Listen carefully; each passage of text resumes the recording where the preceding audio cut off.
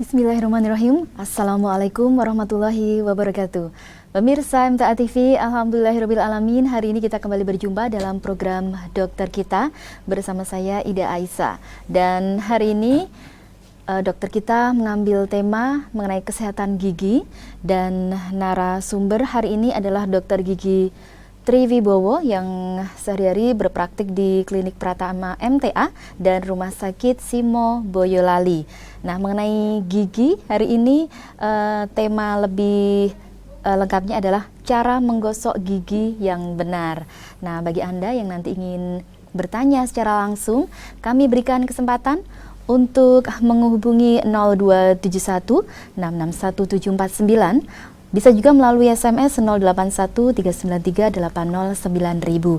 Kita sapa terlebih dahulu Dokter Gigi Triwibowo. Assalamualaikum warahmatullahi wabarakatuh, dokter. Waalaikumsalam warahmatullahi wabarakatuh. Alhamdulillah, bagaimana kabarnya hari ini? Alhamdulillah, sehat-sehat. Sehat ya, baik. Dan hari ini akan membahas mengenai cara menggosok gigi yang benar. Iya, begitu betul. pentingnya cara menggosok gigi ini. Barangkali memang untuk pemirsa maupun pendengar ada juga yang belum mengetahui caranya, atau mungkin cara yang dilakukan selama ini salah gitu ya, dokter? Iya. Ya, baik. Dokter Gigi Triwibowo, silakan untuk memaparkan tema hari ini. Baiklah. Bismillahirrahmanirrahim. Assalamualaikum warahmatullahi wabarakatuh. Para pemirsa, pendengar Radio Persada, TV MTA, dan radio-radio yang lain yang bisa menyimak siaran ini. Alhamdulillah pada siang hari ini kita bisa bertemu lagi di forum dokter kita, dan saya akan melanjutkan apa yang saya sampaikan yang lalu, yaitu mengenai pasta gigi, Mbak. Kalau yang lalu saya singgung tentang pasta gigi, 2 bulan yang lalu, bermacam-macam pasta gigi, kemudian kelebihan keunggulan masing-masing. Nah, sekarang yang penting pasta gigi sebaik apapun, ya, semahal apapun, tapi kalau tidak dilakukan dengan benar, tepat cara menggunakannya, saya kira yang lalu pun sudah saya singgung juga, semahal apapun pasta gigi, kalau caranya salah, dengan pasta gigi yang paling murah pun sama, karena sama-sama nggak ada efeknya. Gitu, baik. Ya, oleh karena itulah pada siang hari ini saya akan menyampaikan beberapa hal mengenai cara menggosok gigi. Menggosok gigi yang jelas itu kan, ini saya kebetulan saya bawakan alat peraga ini, Mbak. Praktek ya, dokter, ya. Alat peraga, hanya saja sikatnya nggak imbang, Mbak, ini. Ini sikat beneran, tapi kalau ini model yang agak besar. Iya, diperbesar. Jadi pada prinsipnya menggosok gigi itu adalah membersihkan seluruh permukaan gigi, ya. Seluruh permukaan gigi itu kita tahu permukaan gigi itu dari depan ini, ya, termasuk sampai di belakang, ya. Kemudian bagian yang dipakai untuk ngunyah ini, kemudian juga bagian dalamnya. Nah, ini jadi ada gigi-gigi yang mempunyai 3 bidang, ada gigi yang hanya mempunyai 2 bidang, ya. 2 bidang itu berarti depan sama belakang seperti gigi depan ini. Tapi ada juga yang 3 bahkan 4 sebetulnya. Nah, ini bagian luar, bagian atas ini sama bagian dalam, minimal itu. Kemudian yang tidak kalah pentingnya adalah sela-sela gigi, Mbak. Nah, ini yang sering kali dilupakan memang. Maka hari ini akan saya sampaikan bagaimana kita bisa menggosok gigi dengan benar, supaya pasta gigi yang kita pakai, mungkin ada di antara kita yang memakai pasta gigi yang mahal, itu bisa betul-betul efektif. Nah, yang pertama, sebelum bagaimana menggosoknya itu perlu saya sampaikan bahwa menggosok gigi itu harus rutin, Mbak, ya. Harus rutin, dan seringkali saya sampaikan juga, dan juga para pembicara yang lain saya kira, minimal gosok gigi itu 2 kali sehari, minimal. Ya, kalau mau lebih silahkan, tapi kalau kurang jangan, gitu ya. Minimal 2 kali, dan 2 kali pun waktunya, saatnya itu saat sebelum tidur dan setelah sarapan. Nah, kenapa kok sebelum tidur? Karena nanti waktu tidur kita bisa tahu waktu tidur itu biasanya jelas aktivitas bicara tidak ada, aktivitas makan juga nggak ada. Sedang kalau tidak ada aktivitas, otomatis produksi air ludah itu akan berkurang. karena produksi air ludah berkurang padahal kumannya tetap di dalam. Nah, kalau kotor ya, kalau kotor jelas nanti akhirnya dari kotoran sisa makanan yang ada itu nanti akan digunakan, kalau iklan di TV itu katakan digunakan kuman-kuman itu berpesta nanti. Nah, gitu. Berpesta sehingga nanti otomatis kerusakan yang bisa ditimbulkan akibat sisa makanan dan kuman itu nanti akan lebih besar lagi. Oleh karena itulah sebelum tidur kita adakan gosok gigi untuk mengurangi semaksimalnya. Syukur kalau bisa menghilangkan kotoran yang ada di rongga mulut gitu. Nah, itu selain itu juga karena produksi air ludah berkurang ya. Itu nanti otomatis kerusakan gigi kalau tidak dilakukan pembersihan itu akan lebih besar. Karena kita tahu yang lalu juga pernah saya singgung bahwa air ludah itu mempunyai daya untuk membunuh kuman. Ada daya untuk membunuh kuman. Kalau produksi air ludahnya berkurang, otomatis bisa jadi kuman itu akan berkembang dengan sangat pesat.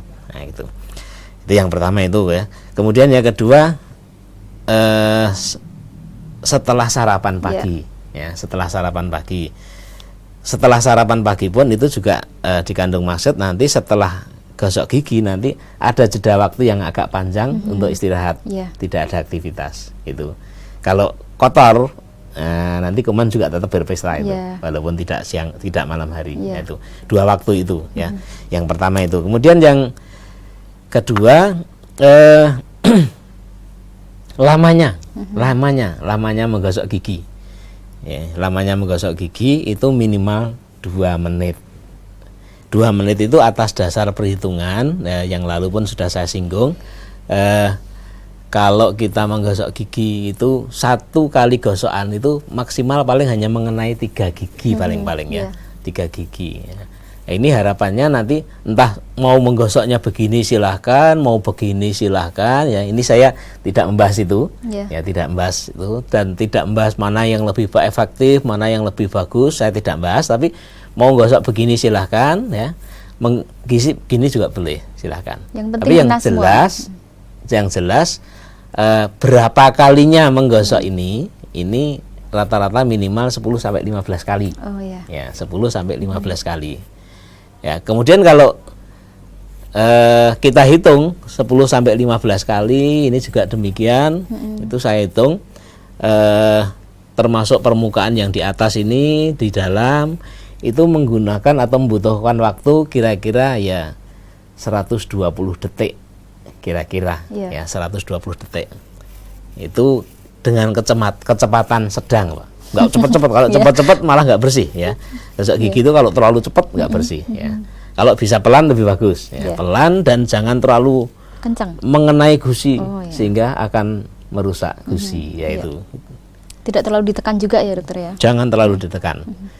Kalau ditekan nanti mungkin kita akan bahas lain kali. Kalau terlalu besar tekanannya itu bisa menimbulkan sensitivitas gigi akan meningkat. Jadi ada keluhan giginya sensitif ya, ngilu ya, mungkin kena air dingin, kena air hangat, panas atau kena manis ya.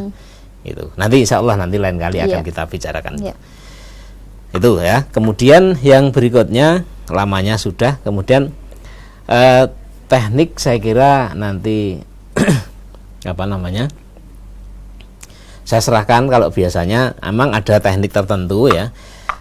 Begini, ini ada yang mengatakan kalau mendatar begini nanti tingkat kebersihannya lebih kurang bagus, lebih bagus kalau yang begini.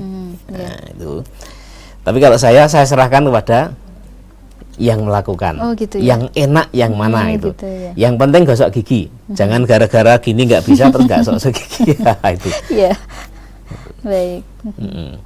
Itu di dalam juga demikian. Kalau khusus permukaan ini Pak ya, permukaan yang di atas ini tidak ada cara lain kecuali begini. Ya, ini juga begitu. Yang lain silahkan seenaknya, yang paling mana gitu. Untuk dalam, yang dalam dokter?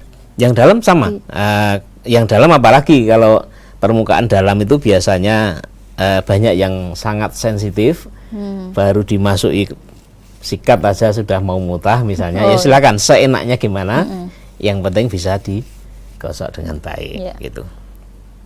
Ini hitungan 2 menit itu kemarin saya hitung ya karena itu, karena perkiraan itu tadi ya. Perkiraan itu. Itu ya. Kemudian yang berikutnya setelah menggosok gigi, karena tadi saya katakan ya, kalau kita menggosok gigi kalau hanya dengan cara begini aja, ada permukaan di sini ada, di atas sini ada, kemudian di dalam juga ada. Tapi yang sela-sela kita belum bicarakan. Mungkin ada yang mengatakan sela-selanya begini, tapi walaupun sekuat apapun kita lakukan begini, tapi sikat gigi ternyata sulit untuk menjangkau kotoran yang ada di sela-sela gigi. Nah, itulah kenapa untuk sela-sela gigi itu kita perlukan bantuan bahan yang namanya kita sebut benang gigi ini, Mbak. Benang gigi ini ya kita gunakan, caranya ya, kita ikat sekuatnya gini, kemudian ini ya silakanlah. Memang ribet.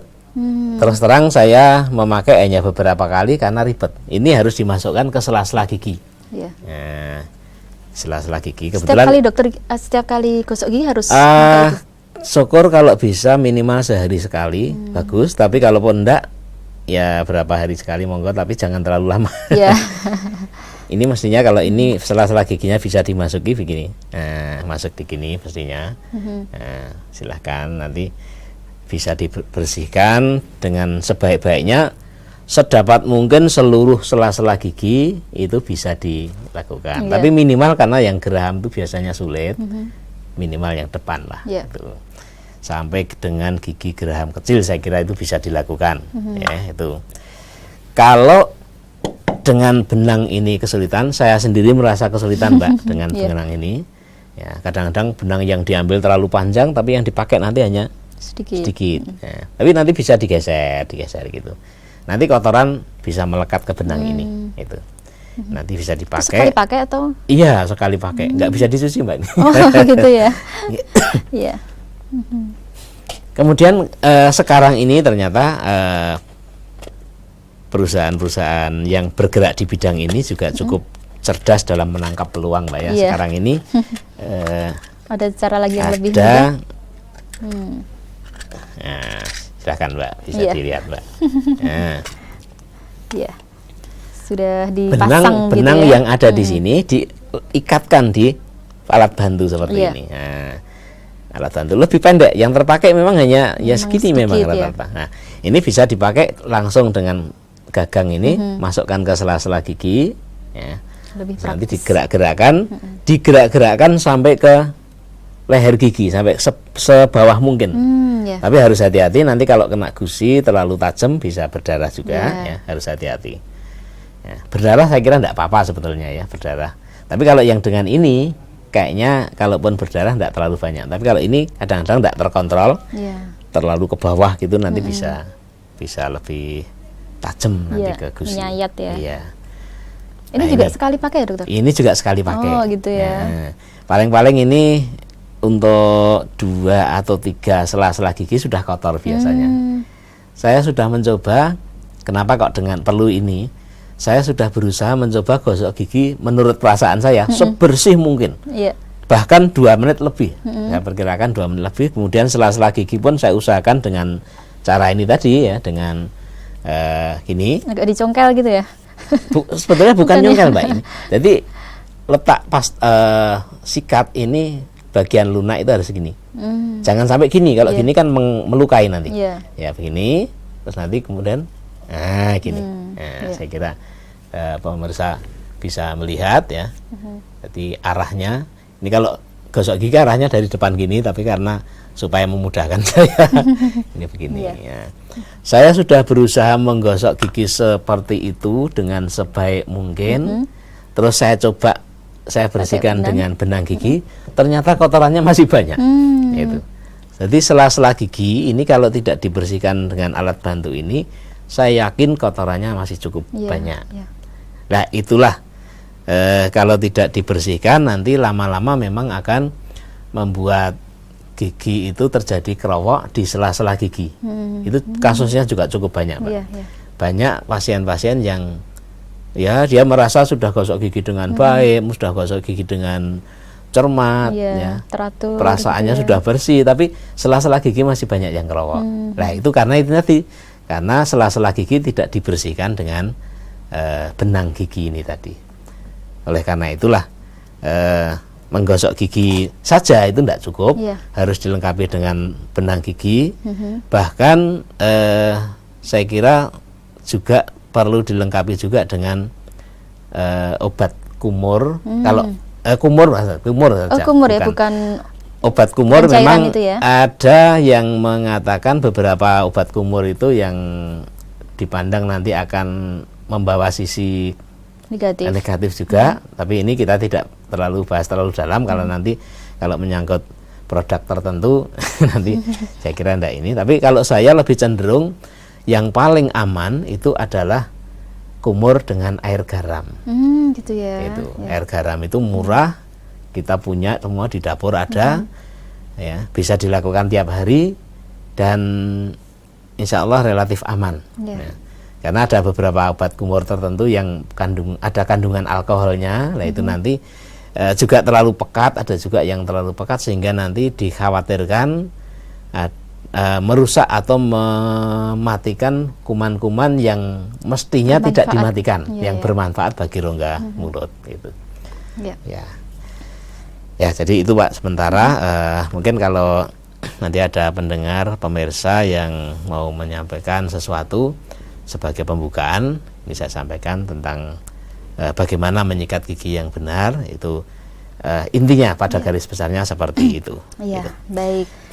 Demikian tadi pemirsa paparan dari Dr. Gigi Tribowo mengenai cara menggosok gigi yang benar. Kami berikan kesempatan bagi Anda yang ingin menelpon ke 0271661749 atau juga SMS 081393809000. Namun kita akan jeda dulu sejenak. Tetap bersama kami di program Dokter Kita. Baik, pemirsa MTA TV, kita kembali dalam program Dokter Kita di kesempatan siang hari ini bersama Dr. Gigi Triwibowo dari Klinik Pratama MTA dan juga biasa berpraktik di Rumah Sakit Simo Boyolali.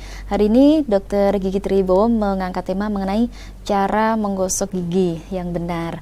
Dan kami berikan kesempatan bagi Anda yang ingin menelpon ke 0271661749 atau juga SMS 081393809000. Kita terima telepon yang sudah masuk. Assalamualaikum warahmatullahi wabarakatuh. Ya, halo, assalamualaikum. Waalaikumsalam warahmatullahi wabarakatuh. Dengan Ibu siapa di mana? Tanya dokter. Ya, dari Ibu siapa di mana ya? Ibu Sri Marhensi dari Banyudono. Ibu Sri di Banyudono. Iya. Ya, baik. Silakan Ibu pertanyaannya. Iya, ini kan gigi saya kan susah. Terusan sudah saya periksakan ke dokter, suruh sembuhin dulu, nanti kalau sudah sembuh dicabut. Tapi sudah diobati sama sekarang belum sembuh juga. Mohon solusinya gimana harusnya? Ya. Terima kasih. Assalamualaikum warahmatullahi wabarakatuh. Waalaikumsalam warahmatullahi wabarakatuh. wabarakatuh.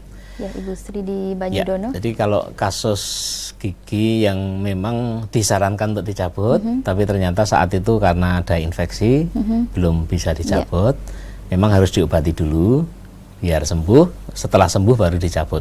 Jadi kalau sampai saat ini masih belum sembuh, Bu, mestinya Ibu kembali lagi ke dokternya. Dan insya Allah nanti akan dikasih obat lagi dengan obat yang sama atau mungkin perlu diganti obat yang lain gitu. Biar infeksinya sembuh dulu atau paling tidak reda lah ya. Infeksi reda baru nanti dilakukan pencabutan. Harus itu ada Bu, ketelatenan ya. gitu Saya ya. kira perlu segera dikembalikan lagi ke dokter yang merawat untuk kemudian nanti ditindaklanjuti. Gitu. Iya, baik. Dan sudah ada beberapa SMS yang masuk, dokter. Ini menanyakan hal yang sama. Jadi mengenai benang gigi tadi, itu bisa dibeli di mana dan harganya berapa? Ada beberapa SMS yang bertanya. Iya. Seperti itu. Iya. kalau benang ini saya kira beli di supermarket banyak Mbak ya.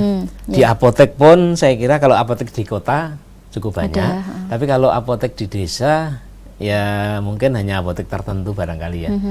Tapi kalau seperti di tempat saya di daerah Simo itu sudah ada. Jadi sebetulnya Simo kan ya belum kota-kota amat, tapi sudah ada. Saya kira nanti di apotek ada, kemudian di supermarket yang ada di situ juga ada. Apalagi kalau di kota, saya yakin banyak ya. Baik yang ini, baik yang apa namanya masih berwujud benang ataupun yang sudah dengan bingkai seperti ini. Tapi saya anjurkan, saya sarankan beli yang pakai bingkai aja. Ya, beli yang pakai bingkai. Untuk harganya, dokter? Harganya kalau dulu saya beli itu berapa itu ya? Itu satu pack seperti ini. Ada 50 ya? Ini banyak merek saya kira semua hampir sama dan packingnya saya kira juga sama. Isinya 50 buah ya.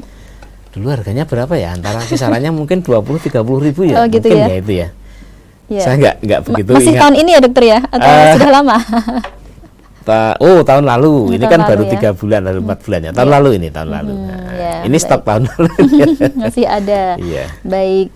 Demikian tadi yang bertanya mengenai benang gigi, dan kemudian dari Mbak Tria di Wonogiri ini mengenai campuran air garam untuk berkumur tadi, itu misalnya untuk gelas ukuran 200 ml itu garamnya berapa? Iya. Bagus saya kira. Diperkirakan saja. Jadi gelas ya, kalau gelas seperti ini sulit ukurannya ya. Setengah gelas lah, gelas-gelas ukuran minum biasa itu, setengah gelas. Kemudian garamnya kira-kira setengah sendok makan itu diaduk, terus digunakan untuk kumur sampai habis. Gitu ya. Sampai habis, dan kumurnya ya agak lama gitu. Tidak terlalu lama tapi agak lama. Kemudian setelah selesai kumur dengan air garam, dibilas dengan air biasa. Gitu. Ya, nanti kalau nggak dibilas nanti sepanjang malam tidurnya sambil asin gitu ya. Ngecap asin nanti ya. Dibilas dengan air biasa. Dan tolong setelah itu jangan makan atau minum yang manis ya. Terutama sesuatu yang manis, makan ataupun kalau minum yang manis jangan. Kalau minum air putih boleh. Gitu. Kalau setelah itu makan lagi atau minum lagi ya dilakukan gosok gigi lagi, kumur lagi begitu. Lagi pakai benang lagi, kumur lagi. Kembali dari awal. Diusahakan aktivitas gosok gigi itu menjadi aktivitas terakhir sebelum sholat. Sebelum tidur ya. Jadi nanti setelah itu nanti kan biasanya wudhu, ambil air wudhu, sholat, tidur itu. Jangan sholat makan, jangan. Ya, baik. Ini dokter, pertanyaan selanjutnya dari Bapak Cahyono di Tuban, Jawa Timur.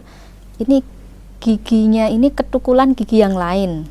Nah, ini apakah bisa dicabut seperti ketukulan itu? Berarti di tempat yang apa namanya? Sudah ada giginya, tumbuh giginya, gigi kemudian lagi. Tumbuh gigi.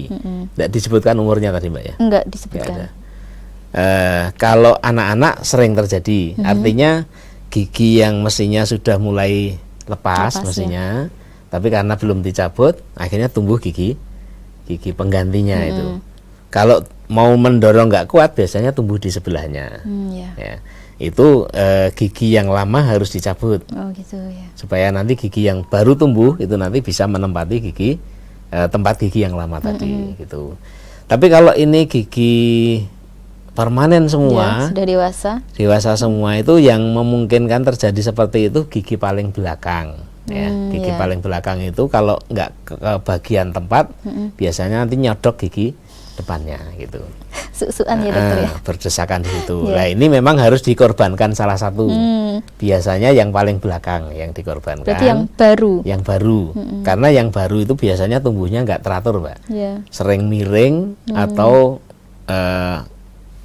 ke arah tepi, ke arah pipi. Ya, ke arah. Bisa juga masuk, tapi kalau masuk jarang-jarang karena di dalamnya kan ada lidah sehingga biasanya terdorong gitu sehingga menepi gitu ya. Itu memang nanti harus dilihat kira-kira yang dikorbankan yang mana gitu. Atau bisa juga gigi yang depan ya, misalnya geraham kecil atau geraham besar yang depan sudah mengalami kerusakan, sudah sangat parah sehingga tempatnya sudah nggak full lagi menempati tempat itu sehingga gigi penggantinya condong tumbuhnya di situ. Itu memang betul-betul bisa mendesak gigi yang lama. Ya. Tapi karena gigi lamanya rusak gitu. Kalau itu jelas yang rusak yang diambil. Harus diambil gitu. ya. Gitu. Baik. Kemudian SMS selanjutnya dari Bapak Adam di Kalimantan Barat. Yang saya tanyakan, bagaimana jika gusi sudah menipis, apakah masih dapat dipasang gigi palsu? Gusi menipis. Oh iya, maksudnya ini gigir, Mbak. Jadi kalau misalnya giginya sudah tercabut semua, kan gusi ini masih ada. Nah, gusi-gusi yang bekas tempat gigi tertanam itu makin tua memang makin turun, makin gitu, menipis, ya. makin mengalami resorpsi, ya, larut gitu, akhirnya menjadi tipis. Ya. Ya. Jadi kalau sudah tipis biasanya memang usia-usia yang sudah 50, 60 gitulah ya, 60 tahun ke atas, itu makin lama memang makin tipis gusi itu.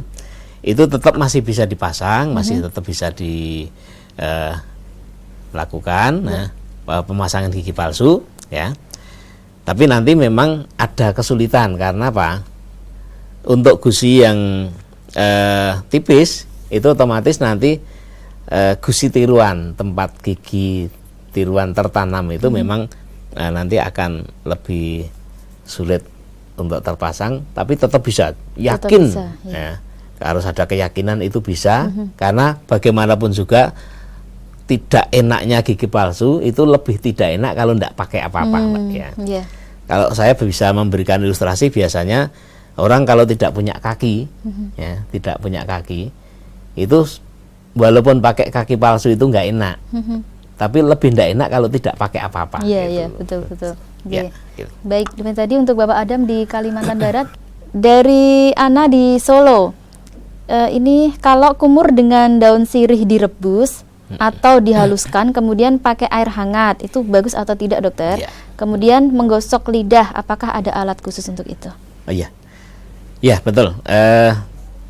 Memakai daun sirih yang direbus itu cukup bagus. Hanya saja jangan terlalu pekat gitu aja. Kalau betul. pekat bagaimanapun juga rasanya nggak enak, pedes-pedes gimana gitu. Itu tolong dijaga aja kepekatannya itu. Seperti apa, dokter, bagus. nanti ininya ukurannya, perbandingannya berapa daun, berapa Saya airnya? secara pastinya belum pernah melakukan, jadi saya tidak begitu hafal. Tapi nanti bisa dirasakan lah kalau terlalu pekat, terlalu pedes, itu saya kira juga kurang enak nanti di mulut juga nggak enak itu. Yeah. Nanti dengan pengalaman aja lah, berapa lembar daun, ya, lebarnya daun juga seberapa, nanti saya kira nanti bisa diukur ya, bisa diperkirakan aja.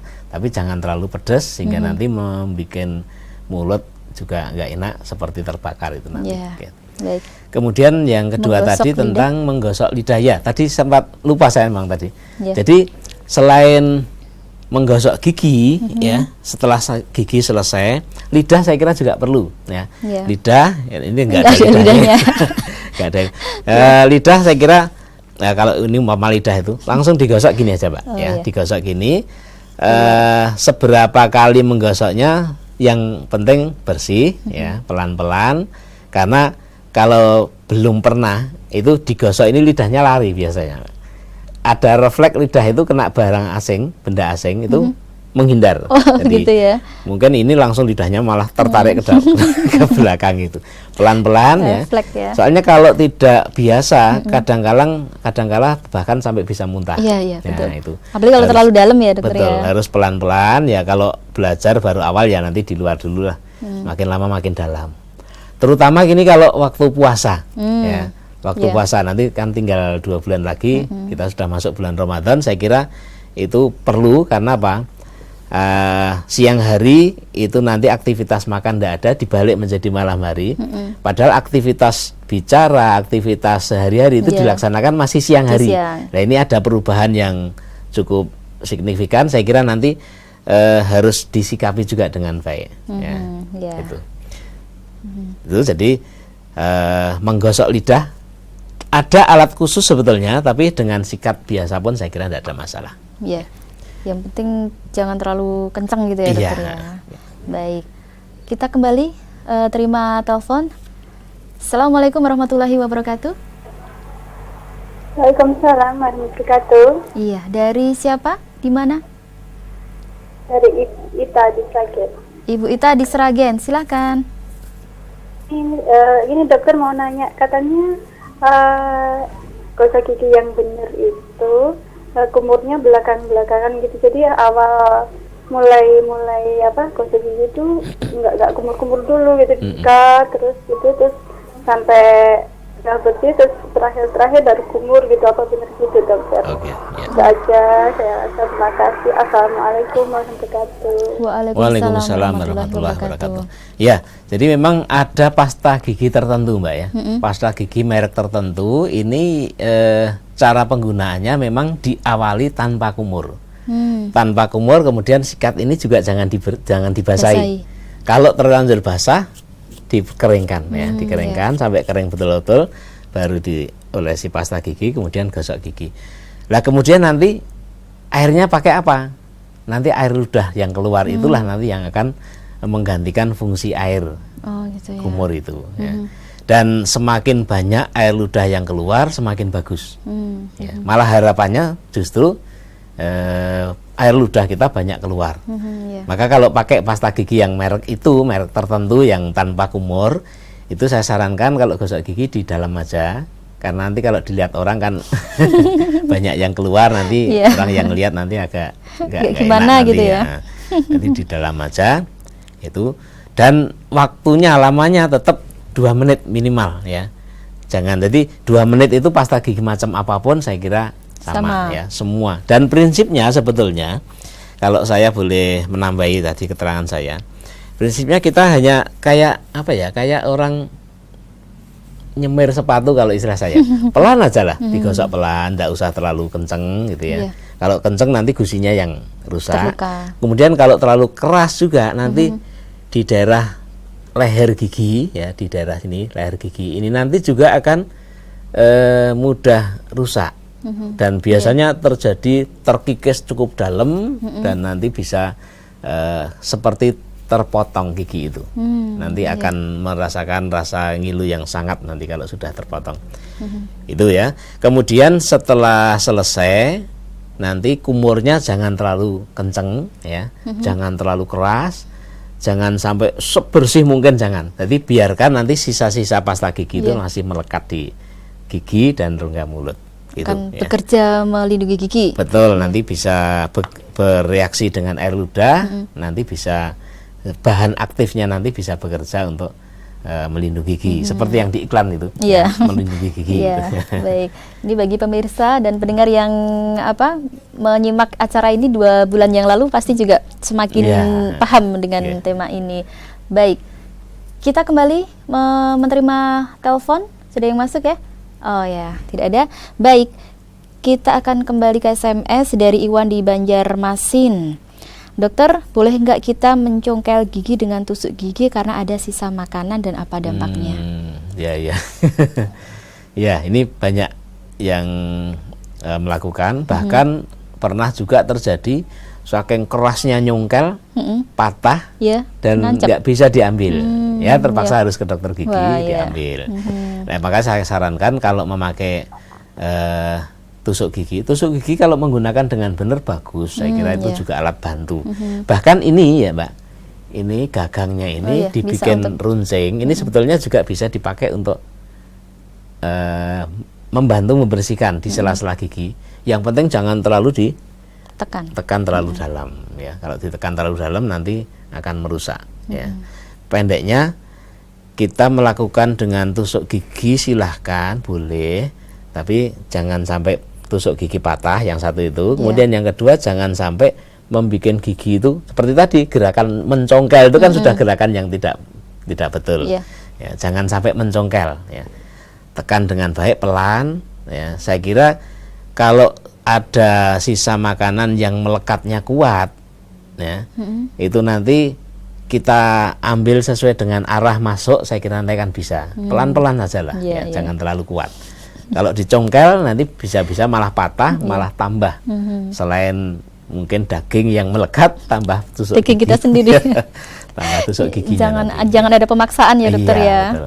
Baik, Kita kembali ke line phone. SMS lagi. Dari Ibu Siti di Sragen. Ini saya pernah membersihkan karang gigi ke puskesmas, tapi hasilnya tidak maksimal. Apa memang begitu ya dok ya? Padahal saya ingin sela-sela gigi juga dibersihkan.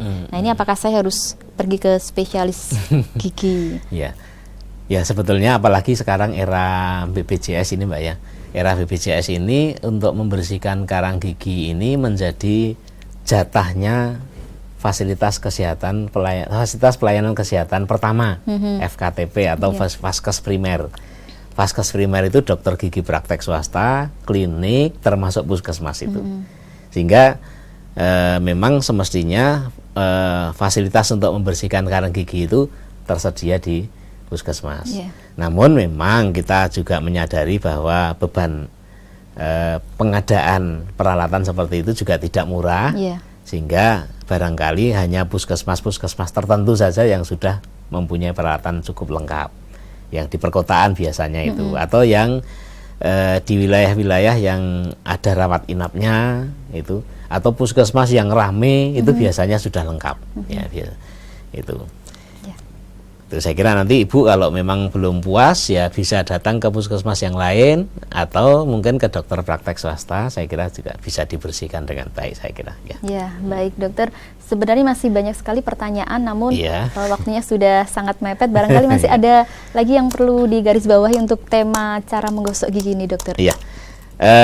Para pendengar, persawan ya, sebagai akhir pertemuan ini saya kira tadi masih banyak saya kira ya, tapi yang penting karena bagaimanapun juga kebersihan gigi kita itu sangat tergantung dari kita sendiri, bagaimana kita memelihara. Maka set peralatan untuk membersihkan gigi ya, yang terdiri dari sikat, kemudian benang gigi, atau kalau mau melengkapi ya, kalau benang giginya sudah gagang, saya kira juga ada alat untuk membersihkan sela-sela gigi. Kalau ada yang makanan yang terselip, saya kira bisa ya dengan ini. Kemudian tentu tidak kalah pentingnya ya pasta gigi. Dan juga kalau untuk waktu bepergian, Mbak, waktu bepergian itu kan menggosok giginya juga kadang-kadang kesempatannya sangat kecil atau bahkan tidak ada. Itu perlu dilengkapi dengan, dulu pernah saya sampaikan juga di forum ini juga, permen karet. Permen karet, tapi dipilih permen karet yang non gula. Ya, non gula itu mengandung xilitol. Ya, itu ada kandungan khusus. Itu kalau dipakai untuk mengunyah permen karet itu nanti ada daya membersihkan. Ya, ada daya membersihkan karena karetnya dari permen karet tadi. Kemudian kandungan xilitolnya itu menurut beberapa penelitian itu nanti akan bisa mengurangi populasi kuman, gitu. Sehingga harapannya nanti yang saya inginkan kemanapun dimanapun peralatan ini jangan sampai, walaupun kalau di rumah saya kira mungkin tersedia ya, tapi kalau bepergian itu jarang yang bepergian membawa peralatan seperti ini. Ya, biasanya kalau ibu-ibu bepergian membawanya bedak, gitu kan ya. Nah itu tolong selain bedak juga dilengkapi peralatan ini, ya, peralatan membersihkan gigi, benang gigi, pasta gigi dan lain-lain itu. Sehingga nanti harapannya nanti dimanapun kita berada, kapanpun itu kebersihan gigi bisa tetap terjaga gitu. Baik. Saya kira itu ya. Baik, terima kasih Dokter Gigi Tribobo untuk waktunya, untuk ilmu yang dibagikan kepada kita semua. Selamat melanjutkan aktivitas. Assalamualaikum warahmatullahi wabarakatuh. Waalaikumsalam warahmatullahi wabarakatuh. Ya, pemirsa MTA TV, pendengar Persada FM, MTA FM, demikian tadi perbincangan kita dengan Dokter Gigi Triwibowo dengan tema cara menggosok gigi. Terima kasih untuk kebersamaan Anda dan juga mohon maaf jika ada telepon maupun SMS yang belum bisa kami bacakan, dan kita semoga bisa berjumpa lagi di lain kesempatan. Saya Ida Aisyah undur pamit. Assalamualaikum warahmatullahi wabarakatuh.